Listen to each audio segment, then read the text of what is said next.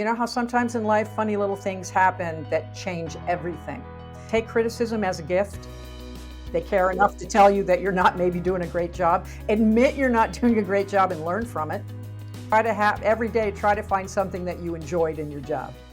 Hello and welcome to Success Is podcast, where we dive into the journeys of incredible individuals who have excelled in various fields and share their stories of success, perseverance, and purpose. I'm your host, Phil Portman, and today we have an absolutely remarkable guest with us, Anne Montgomery. Anne has had a remarkable career starting as a television sportscaster. She broke barriers as a woman in sports media, working for ESPN and hosting the Phoenix Sun studio show. She's also a published author, journalist, teacher, and sports official. Beyond her professional life, Anne is a foster mom and enjoys hobbies like rock collecting, scuba diving, theater, and playing guitar. Her multifaceted journey promises a unique perspective on success. Anne, welcome to the Success Is podcast. It's an honor to have you. Well, thank you for inviting me, Phil. I'm glad to be joining you today. So as we always begin, Anne, what does success mean to you? I've thought a great deal about this lately, and I think it's very simple. Dying with great stories. That's a great answer. I think that sometimes now I'm going to be 70 next year. That's a big one. And I realize that some people my age seem to be a little bitter sometimes. And I'm thinking mostly it's because they didn't do a lot of the things they wanted to do. So to me, it's you die with great stories. I love that. And you have, it sounds like, created some great stories. You've written some great stories. But I want to talk about your career. You've had this incredible career spanning television, writing, teaching, sports officiating.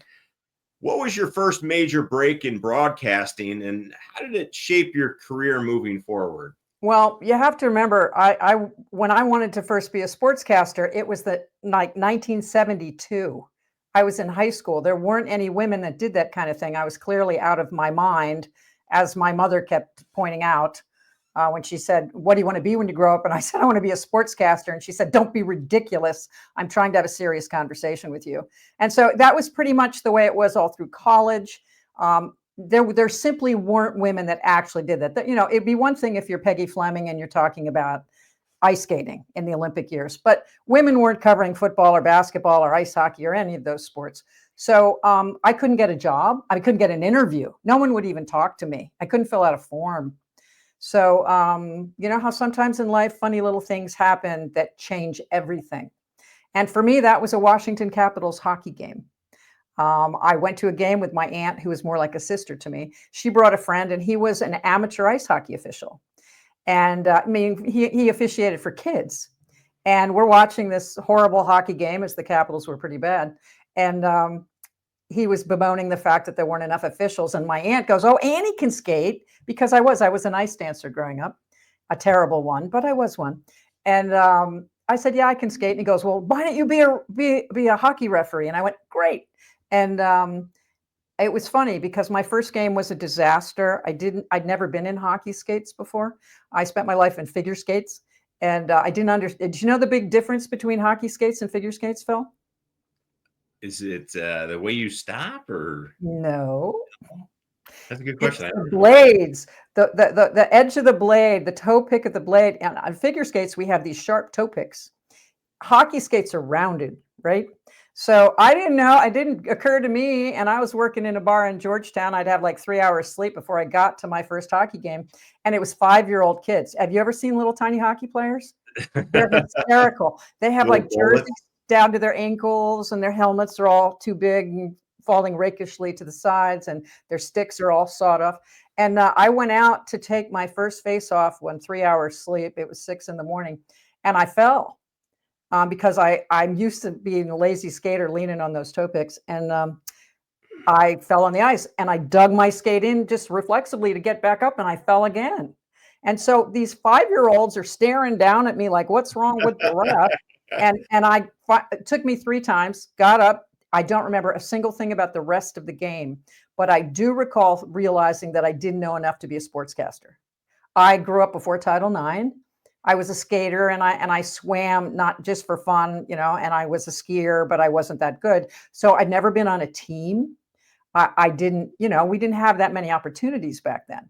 So I realized that I didn't know enough, and I decided to take 5 years of my life and become a certified amateur official in football, baseball, ice hockey, soccer, and basketball. And I would work in this bar in Georgetown, which in the 80s was great fun, I must say.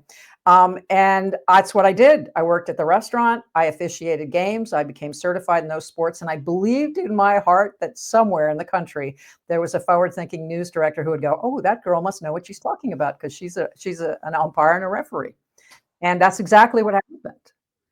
So I became an official so I could learn the game, so I could convince somebody to hire me. And I went on to work for 5 TV stations, including ESPN, where I entered SportsCenter. But the ironic thing is I never quit officiating until 2019.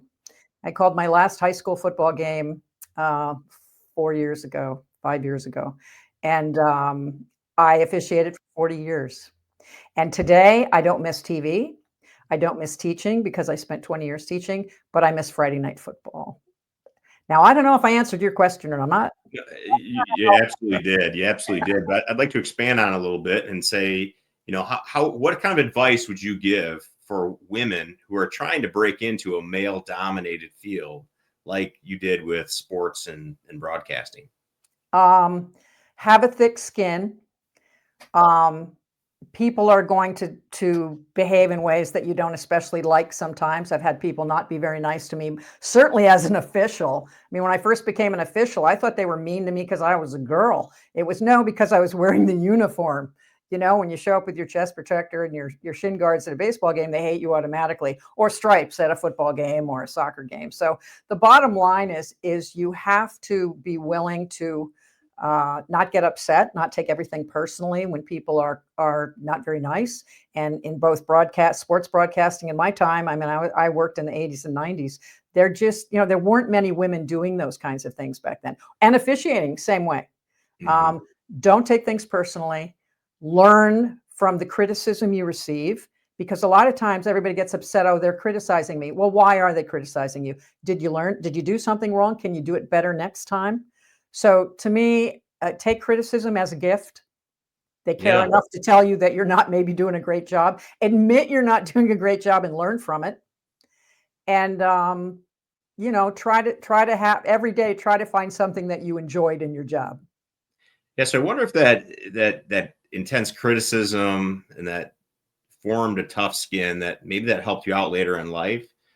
I found that one of my early jobs was door-to-door sales. Oh gosh. You know what I mean? Getting slammed in the face, door slammed in the face and getting, get out of here and that kind of thing. Built the tough skin that like later on really helped me. Cause it's like, well, I've seen. I really think it does because, I worry sometimes about younger people, and I probably shouldn't say this because I have got kids in their 20s. But people are so sensitive. We have a problem with officials. We don't have enough officials anymore. I mean, my last 10 years officiating, I'd go and there wouldn't be a full complement of football officials, or I might be calling a baseball game all by myself. That's hard to do because the average new official quits in 3 years. They can't handle the abuse. Now, I'm not saying we should be abused. And certainly today with the internet, used to be I make a bad call on a Friday night or my crew makes a bad call. It's over. I go home. I might need a police escort to my car, which I've had more than once. But the bottom line is I go home and it's over. Now, it's not over today because today they put it on the internet. Today they put your name on the internet. They put the call on the internet. And it's very hard. It is very hard to get past that. Yeah. So, but we're not going to have officials. And if people have kids that are playing sports, I have one request. If your child plays a sport, I want you to officiate one game once. Go out there, you give that a shot. We don't have 9 cameras giving us all kind of angles on it. I get one look. Is it interference? I don't, was the quarterback's arm going forward? Well, I'll do the best I can on that. Am I always right? No. Do I want to always be right? Yes, I do. So anybody that says officials are doing it on purpose are out of their minds. We get observed, we get graded, we get better games depending on how well we're graded. Nobody wants to make a mistake, but we do. And again, we need to learn from those things and not get all upset every time someone says we didn't do the right thing. Absolutely. That's part of the game. That Yeah. human element, that's part of the game. It won't be for long. You think, I'm pretty sure you think officials are, so? they're one of the first jobs that's going to vanish with AI and technology. And I think when the last sport gets rid of the officials, that fans are going to miss us Oh, absolutely. because they're not going to have anybody to yell at or anybody to blame. Right. That's You right. know, I really think Blame they'll the feel bad algorithm. about that. Yeah. They'll blame the algorithms in there. or Yes. something, I Yeah. suppose. Yeah. Won't be as much fun. Yeah. Yeah. We'll see. Hopefully it doesn't go that route. I like the element that sometimes they're wrong. Sometimes the officiator is We are. wrong. And you know And it what? works I both will tell you ways. this. We do make mistakes. And when I was younger, and as a referee, I'm the crew chief. By the way, how many referees on a football field? I don't know the answer to that. This is great. You can win beer on this all the time. There's only one. It's the one with the white hat. The one that says I'm holding 76 offense. That's a 10-yard penalty from the spot of the foul, right? There's only one. So Okay. I was the referee my last 24 years. So I was the crew chief, which means when my crew did something wrong, it's all my fault. Always. No matter who threw the flag, it's 70 yards downfield. They're yelling at me. The point is that I would go over to coach, and when I was a young official, I would argue. Then I got to a point where I'd say, coach would be screaming at me, and I'd say, coach, maybe we didn't get a look at that, but we're going to work really hard to make sure we get the rest of them right. And the coach would be in mid-scream, and they'd stop because I'm not arguing. I'm like, okay, we're going to bear down and try to do better. And they just walk away. So I'm like, and people, a lot came out of it. So, yeah. So I'd love to hear, what do you think are key attributes or habits that contributed most to your success? I'm horribly stubborn. I was taught, I got told over and over and over and over again from the time I was 17 that I would never be a sportscaster because I was a woman. Never. And my teachers, my family, my college professors, people that I met later on said, this is simply not going to happen in your lifetime. And I'm one of those people that if you tell me no, I'll tell you yes, I will. And, part of that is I wasn't the smartest kid in school. I found out in my 50s I'm dyslexic, which explains a lot of things. I came from a very smart family. Everybody read. I didn't want to read ever. And I remember when I got accepted to Miami University in Oxford, Ohio, which is a really smart school. I still think it was a mistake. Someone didn't get in because I did. And my brother, who was 2 years older, walked into my room. I'm packing to go to college. And he's leaning in on the door jamb. He goes, I'm going to make you a bet. He said, you'll flunk out by Christmas. You're too stupid to be in college. Wow. Now, I'm telling you, I would have rather been hit by a truck than flunked out of college. Yeah. And is it mean of me that I have more degrees than my brother today on my wall? It's probably good that people said no to me because that, as I was growing up, because, as I moved into officiating and moved into being a sportscaster, people said no to me all the time. And I'm like, oh, I've heard that before. No, I'll prove you wrong. And honestly, I really think no is a gift. Mm-hmm. No is a gift for some people. I think we need to look at it like that. It's like criticism is a gift. Take it, learn something from it, and figure out a way to make things happen. And I did. Absolutely. Well, I want to talk about your book that you sent me. Thank you for sending me that, Your Forgotten Sons. And I had a chance to read it. Thank you. It's inspired by a true story. Yes. Can you tell us a little bit about the real events that sparked this novel? Yes, I have one of my dearest friends who's a woman I met at my first TV station in Columbus, Georgia. She was the newsroom assistant. And we've been friends for 40 years. And a couple of years ago, maybe 5 years ago, she called me up and she said, I need your help. I have to have a very delicate surgery and I'm going to be in Johns Hopkins Hospital. I need you to come and be my healthcare power of attorney. And I said, of course. So I flew from Phoenix to Baltimore. She went from Georgia to Baltimore and she had a tumor wrapped around her spinal cord. And there was some question about whether she would walk again. They were concerned she would be paralyzed from the waist down. And that's a horrible thing to face. And so the night before her surgery, she hands me this plastic bag full of 75-year-old letters.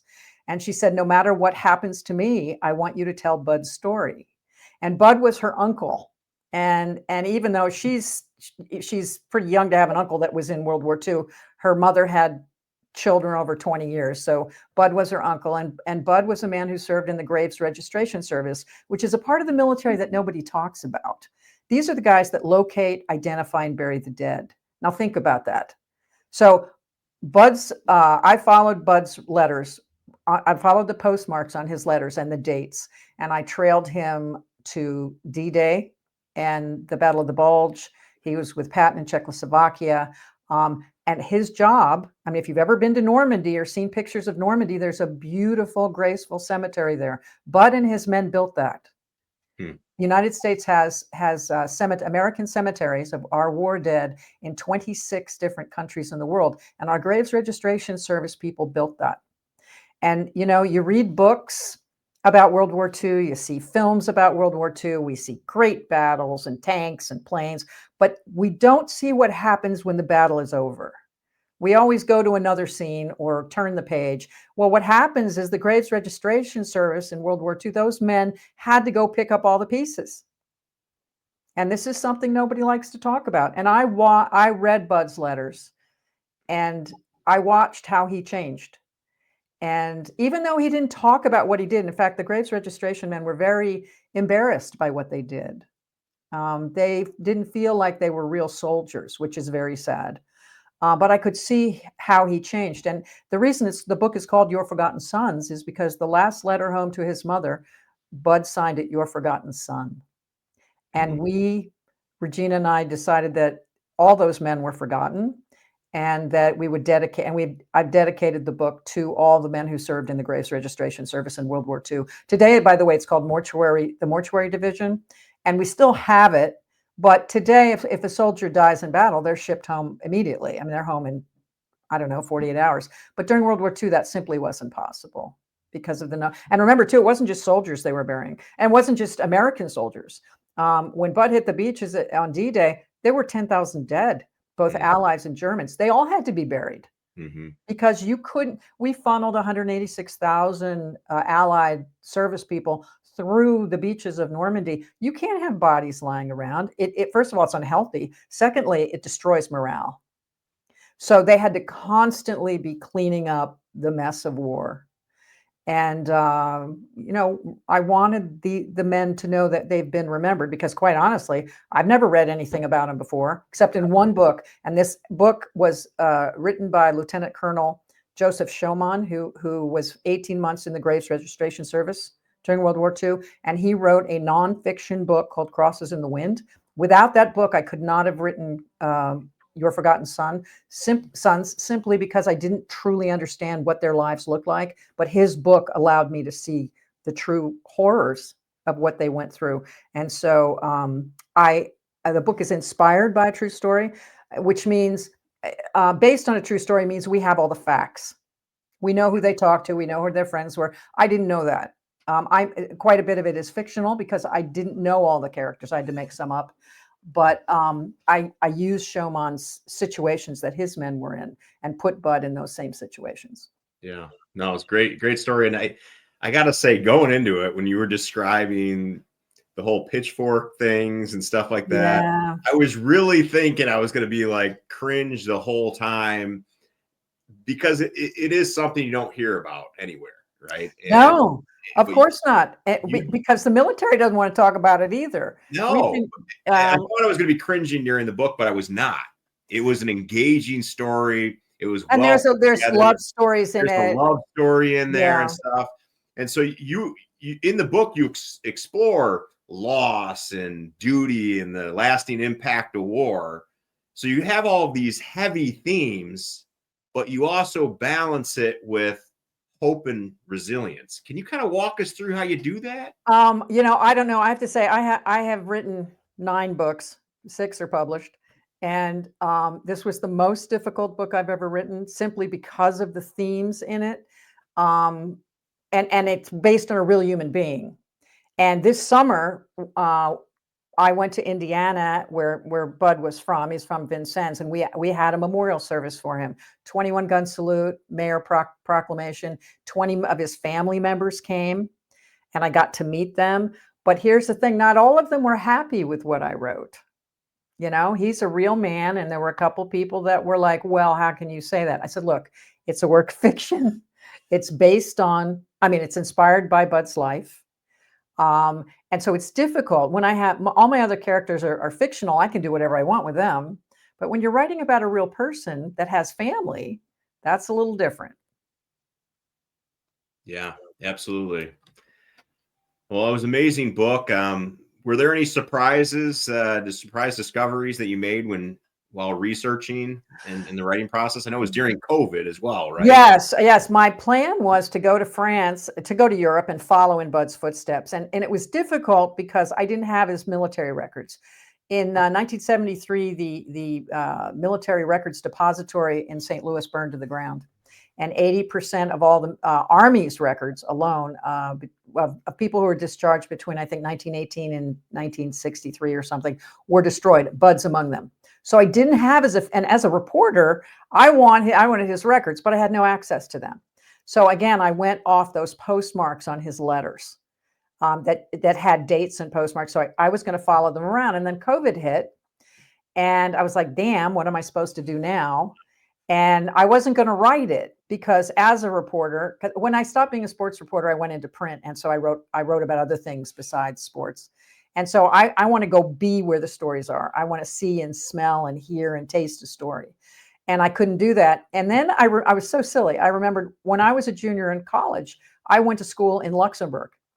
And most of my area of study was World War II. So I do have a background in this area.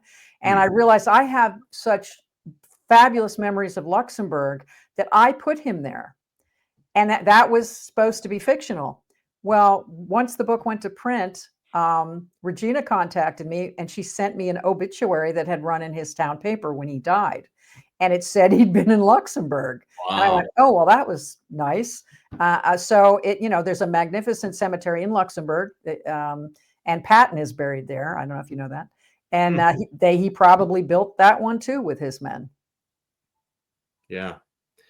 Well, I gotta tell you, it was an incredible story. Shows you a part of the war that you don't often get to see. No. You got to see things that were occurring. I don't want to give away too much during World War II back home that influenced the soldiers' lives over there. And you really got a chance to see the horrors, the ups, the downs, all of it from the life of the soldiers, right? And it was just an incredible story. And I think you did a really good job. Thank you. Showing it from their eyes without making it too unbearable to get through. And, I had other stories I could have written about. I'd taken him into Czechoslovakia, and I just went, no, there's enough there to tell the story. And I did actually get to write about a baseball game. People always are surprised that my novels, I don't write about sports at all. And but I did. Bud loved to play baseball. He was put in a reform school as a young man. He was kind of a bad little boy, not a bad young man, but he was handsome and charming, and the girls loved him. And he was, he was just gregarious and fun before he went to war. And he loved to play baseball. So I took that and I wrote about them playing baseball, the soldiers playing, because they did sometimes. Was there truth to the logging and stuff like that he was doing before? He did work for the paper mills. That's why he was so much older. He wasn't drafted until he was 28. And that was because he worked in an industry that was needed for the war effort. My own father did the same thing. My dad worked for Westinghouse. And so he got deferred for a while because Westinghouse made war stuff they needed for war. The paper mills in Michigan, it was the same way. So Bud was 28 years old before he went, which is why I sense he got bumped up to sergeant when he was in boot camp. I think because he was so much older than everybody else. I mean, that 10 years difference between him and most of the kids made him like a different generation. Oh, sure. So I sensed he was the one that kind of took care of the rest of the soldiers that were with him. And he did. Now, I don't know that he was a logger, but he probably was. That's how you started out. You got those dangerous jobs, being a river pig, which meant they were the guys on the logs, pushing the logs down the river. Horribly dangerous job. Yeah. But he worked there for quite a while. So I'm assuming he did quite a number of jobs working for the paper mills and being a logger. Yeah. And being from Michigan, it was great hearing that connection here to Michigan and hearing the areas that you're at. So I was born in Grand Rapids. Oh, were you really? I didn't know that. But I didn't live there. I moved when I was 2. I'm really a Jersey girl. Sorry, I grew up in New Jersey. So can you tell our audience, for people that are interested in purchasing the book, where do they find it? How do they keep in touch with what you have going on? They can buy the book anywhere. It's wherever books are sold. My website is Anne Montgomery writer.com, and all the links are on there. And that's Anne with an E. Outstanding. And any future projects, any sneak peek that our audience can hear? What do you got working on? What do you got in the works? I must admit that I'm taking a little break. All right. I have been promoting Your Forgotten Sons for about 14 months now. It's like having a baby. Yeah. You have the baby and you don't have another baby right away because you got to take care of the first baby. So yeah, there's been a lot. I just got back from a tour in Georgia, and over the summer had one in Indiana, and we've done a lot of promotions for it. And I think I'm going to take a little break and just be happy. I write an article every week. I blog every week. And that's the reporter in me that likes to tell stories. So I do that. I really don't. I've started a couple things and I just have left them alone. Yeah. But I'm sure I'll find something else. If you have a good idea for me, let me know. Yeah, it's gonna feel Say, right. here's a good idea for a story. I don't know. Absolutely. Well, thank you so much, Anne, for joining us today and sharing your incredible journey and wisdom. I appreciate your time today, and I want to thank the audience for listening in, and we'll see you next time on the Successes podcast. Thank you for having me.